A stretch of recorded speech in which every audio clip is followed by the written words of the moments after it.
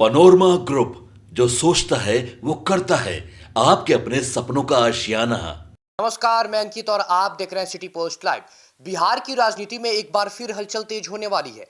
चुनावी मैदान में करारी हार के बाद राजनीतिक रणनीतिकार से नेता बनने वाले प्रशांत किशोर एक बार फिर बिहार यात्रा पर निकल पड़े हैं। 8 फरवरी से शुरू हो रही यह राज्यव्यापी यात्रा केवल सियासी दौर नहीं है, बल्कि जनता के बीच जाकर उनकी नब्ज टटोलने और सीधे सवाल जवाब करने का एक प्रयास भी माना जा रहा है।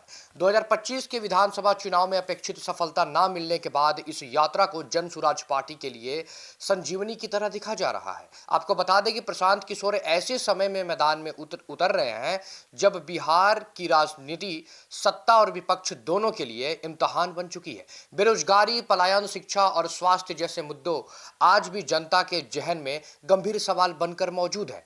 पीके का कहना है कि चुनावी नतीजे ने आईना दिखाया है और अब जरूरत है जनता की नब्ज को समझने की। इसी मकसद से वे जिले दर जिले भ्रमण करेंगे और सीधे आम लोगों से मिलेंगे। इस यात्रा का पहला पड़ाव पश्चिम चंपारण होगा। इसके बाद पूर्वी चंपारण, दरभंगा, मुजफ्फरपुर और वैशाली जैसे जिलों में जन सुराज के कार्यकर्ताओं और स्थानीय जनता से मुलाकात की जाएगी। हर जिले में संगठनात्मक बैठकों के जरिए पार्टी की जमीनी हकीकत का जायजा लिया जाएगा। अंदर खाने की बात यह है कि चुनाव के बाद पार्टी के कई कार्यकर्ता मायूस हो गए थे।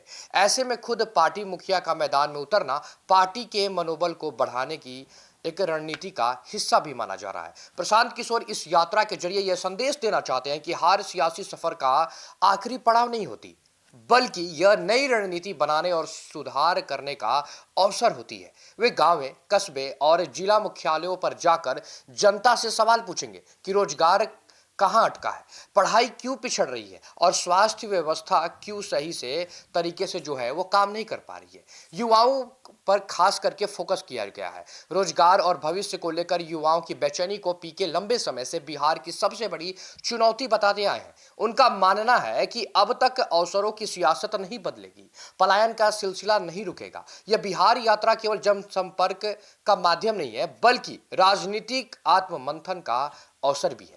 प्रशांत किशोर खुलकर मान चुके हैं कि चुनावी रणनीति और संगठन दोनों मोर्चे पर उनसे चूक हुई।